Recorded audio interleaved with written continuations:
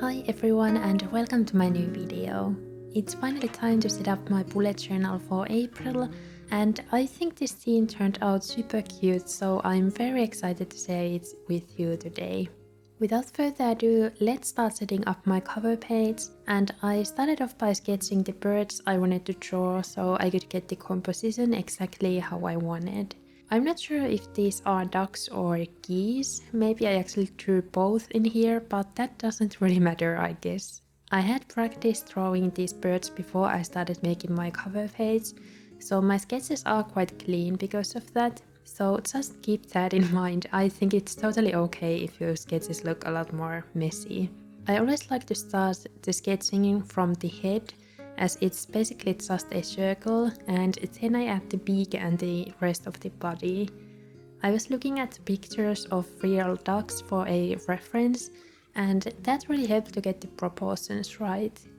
You can also see me erasing a lot, and that's always part of the sketching process, at least for me, and it's better to make the changes now because you can't really do that with fineliners. I decided to make all these ducks or geese a little bit different by drawing them in different positions, and the second one, for example, has the tail facing the front, which was a bit challenging to capture, but I think it turned out okay. As you can see, I've also sketched out the center of the page and the borders of the illustration, so I can make sure that it's in the center of the page. I did this off camera because it's pretty self-explanatory and wouldn't have been that interesting, but yeah. Now looking back, I probably should have started the sketching by mapping out the placement of the ducks first, like for example by drawing just random circles instead of drawing them one by one, because I had a bit of a difficult time with the composition and that probably would have made my life a bit easier, but again, you live and you learn.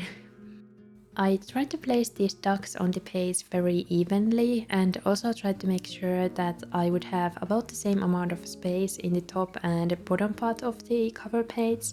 And I was really happy with the composition of the two ducks on the bottom, but the top looked a bit weird, so I ended up erasing the first duck and drawing that again.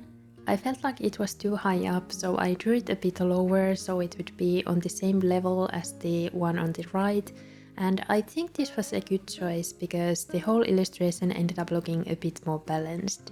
I originally wanted to do a chicken theme, but that just didn't work out like I wanted, and I feel like ducks are a lot easier to draw as well, so I ended up going with that. I actually wanted to do a chicken theme last year as well, and it didn't work out back then either, but who knows, maybe it will work out next year, so I might end up trying it again, but we will see. Anyway, after I was happy with the sketch and composition, I started drawing the outlines with fineliner, and I used the Pigma micron in size 03, but you could also use 012 if you want a little bit more delicate look. Lately I've been struggling with my line art a bit because I feel like my sketches look better than the line art for some reason. And I wanted to have that sketchy and more loose look with these ducks because I think it works really well with them. So I drew the outlines with this kind of broken line that doesn't have to be perfect or super clean. I think it worked out well and I had a lot of fun drawing these ducks.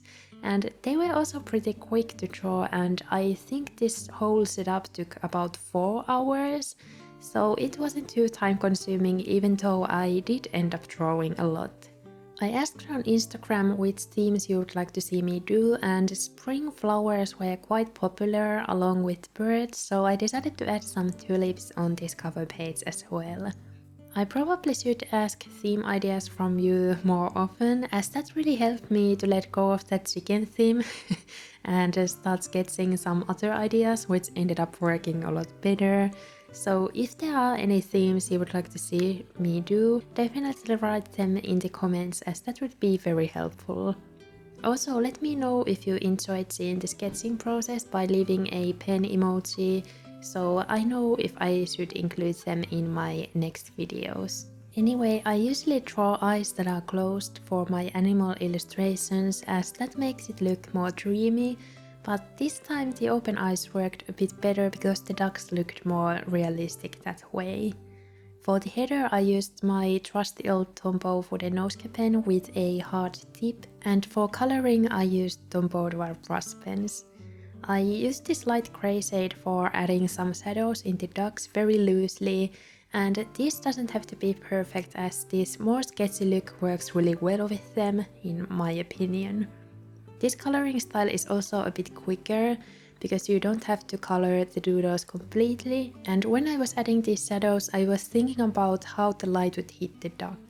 Usually the top parts of the head and body are a bit lighter and shadows are on the lower part of the body, and I wasn't looking at a reference photo at this point, but if you feel like the shadows are a little bit difficult to place, you can definitely look at some photos to see where they would be.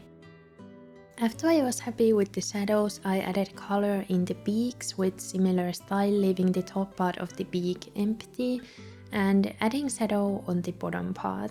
This way you don't have to go in with a white gel pen afterwards to add highlights like I've done in the past. For the finishing touches I added little rosy cheeks because I think they make everything look extra cute, and I used a Tombow dual brush pen in the shade 800 for this.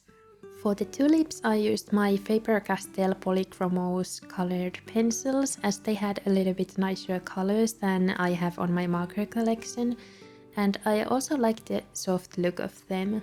If you know which Tombow dual brush pen would be close to this green color, definitely let me know as the ones I have are a bit darker and more blue toned. I used the same coloring technique as I used for the ducks and added more color on the left sides of the tulips to add shadows.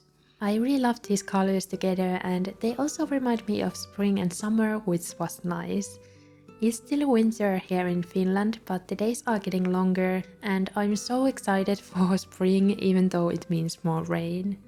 As a last step I added this pink gingham pattern on the background, as I felt like this cover page needed more color and it would have looked a bit unfinished without it. This is super easy to do on dotted paper because you just have to color every other line if that makes sense, and I think this is also a really quick and easy way to decorate the pages if you don't want to spend too much time on drawing. I had to be a little bit careful though, so I wouldn't get the color on top of the doodles. Oh, and if you don't like pink, you could always choose a different color for this, and you could also use a couple different colors for the tulips as well, if you want your cover page to be more colorful. I wanted the ducks to pop a little bit more from the background, so I decided to outline them with the same pink color that I used for the flowers, and I did this very loosely to maintain that more sketchy look. I'm very happy with how this cover page turned out, even though it's a little bit different compared to what I usually do. I've been feeling a bit stuck and kind of bored with my style for quite a long time, so I've been craving for some changes, but I don't know yet what those changes mean. I guess it could be using more color and this kind of loose drawing style, as I had so much fun with this theme and cover page. Anyway, on the left side I just made this simple quote page and also drew some tulips. I couldn't find a good quote related to ducks, so I ended up choosing this pretty basic one, which works really well with the rainy spring weather, I guess. I also decided to add some golden sparkles around the tulips, so this cover page would feel a bit more special, and I used my gold jelly roll for this.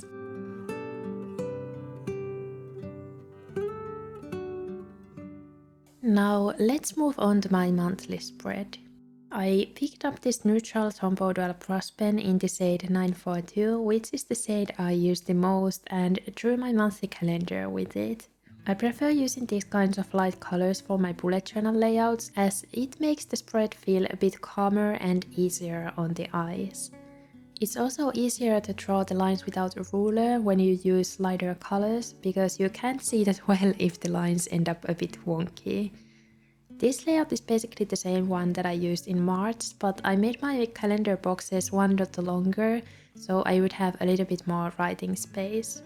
I usually have only a couple events I write here, like birthdays or doctor's appointments, so I don't need that much writing space. The reason why I wanted slightly bigger calendar this month is that I didn't end up using the extra note section I added to my bullet journal last month. I decided to draw this little duck for decorations as the top of the page would have looked very empty otherwise. I basically just copied one of the ducks on my cover page and drew it again on this page, and I tried to draw a different duck for each page just to give things a bit more interesting. I think this duck fit the space perfectly and made the setup look really cute, which makes me really excited to start using this setup. Anyway, I added the gingham pattern on the bottom of the spread for the goals and notes section, so the spread would end up being more balanced. And on the right side I made my weekly planning section, and this is where I will write all my tasks and things I want to get done. So it's more important than the calendar itself, as I basically use that just for visually seeing how the month is going by. I've always been a last minute person, as I, for example, studied for exams the day before and I still got good grades, so I guess I never learned from that. And even though I can get good results when I do things at the last minute, it's not really a good way to live my life, as that causes unnecessary stress that could be easily avoided. So I've been trying to start my projects earlier and plan my time better. Bullet journaling and this weekly planning section has really helped with that, because I'm more likely to start doing things earlier when I've written them down, as the perfectionist in me wants to complete the to-do list. But of course it can be trickier with creative things like choosing my monthly Bujo theme, as you can't always force yourself to create. That being said, I think it's really important to start creating instead of just waiting for the inspiration to come, because sometimes it may never come, and you can also get inspired while you are creating and trying out new things.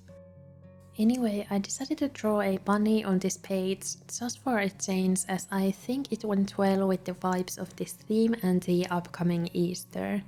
I also added the same gingham pattern to make this spread a bit more colorful.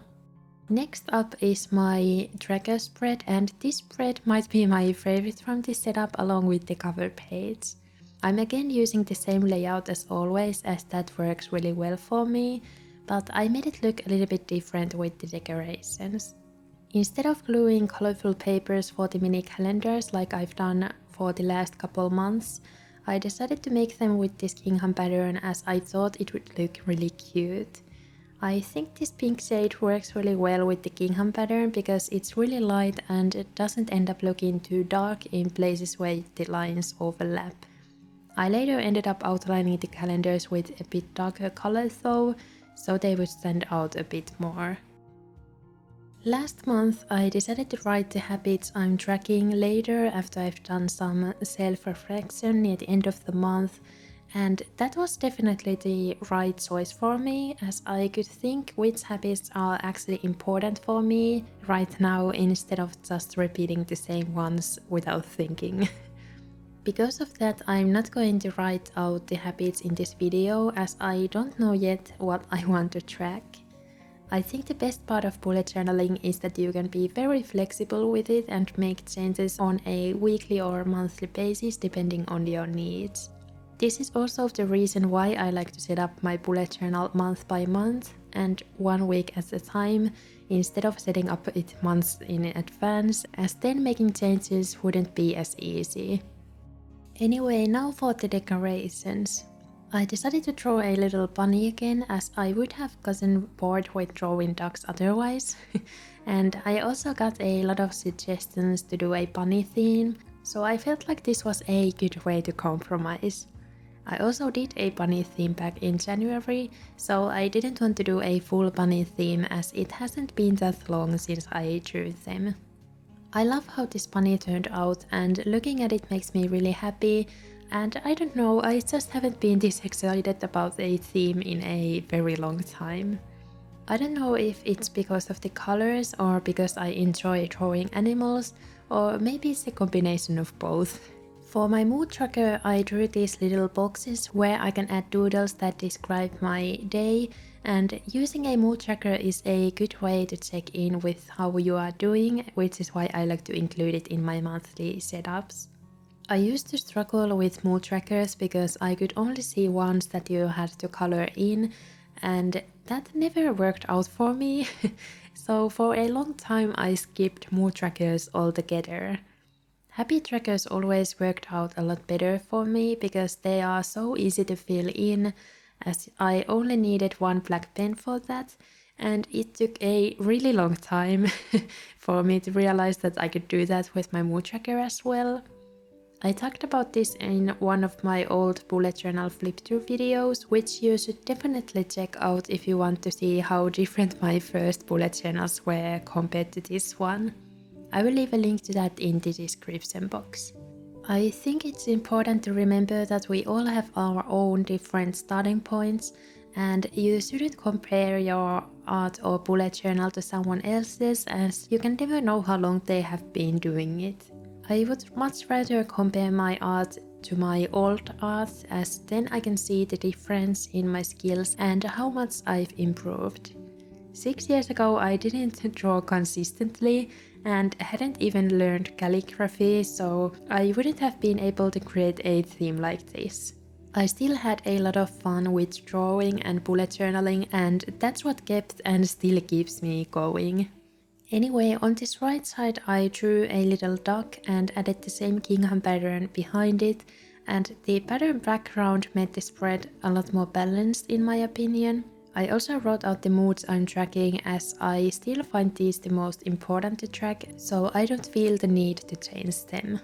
I like to write out the moods I'm tracking instead of using a scale of emojis, for example, because this way I can see what each symbol means, and I don't know, this just feels like the right way for me to do it. I felt like the spread still needed something more on the top, so I added these pieces of a printed book page, and I think this tied the spread nicely together and made it look more balanced. I feel like I've used that word a lot in this video so far, but that's just the thing I'm looking for in my bullet journal and also in my life, I guess. Now let's move on to my weekly spread. I cut out the same kind of horizontal dot doors off camera as I did last month, so I could set up all my weekly spreads in this one layout. I cut the page from the 12th dot, if that makes sense, and I really enjoyed using this layout last month because I had a lot of writing space in my weeklies.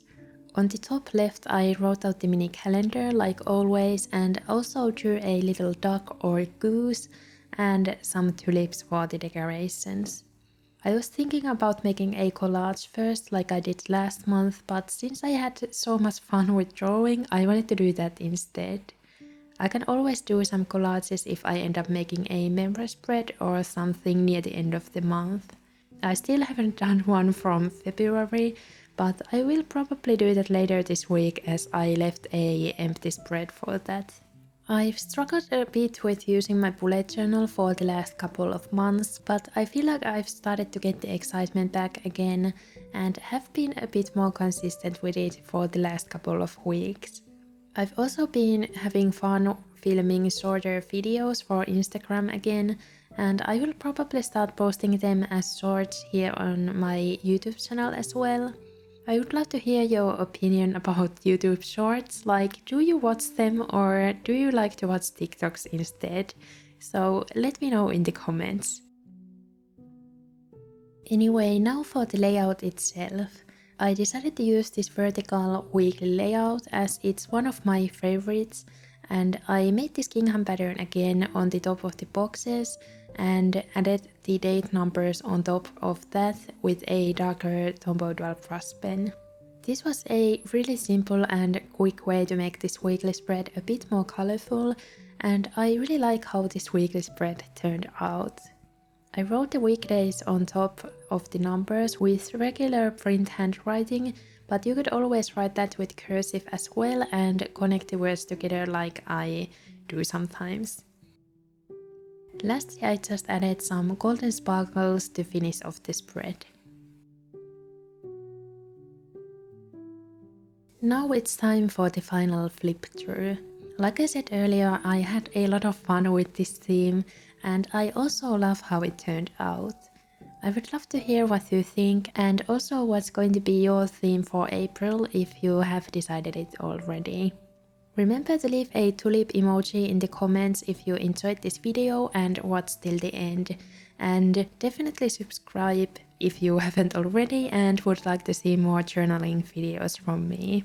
Thank you so much for watching and I hope to see you in my next video. Bye bye!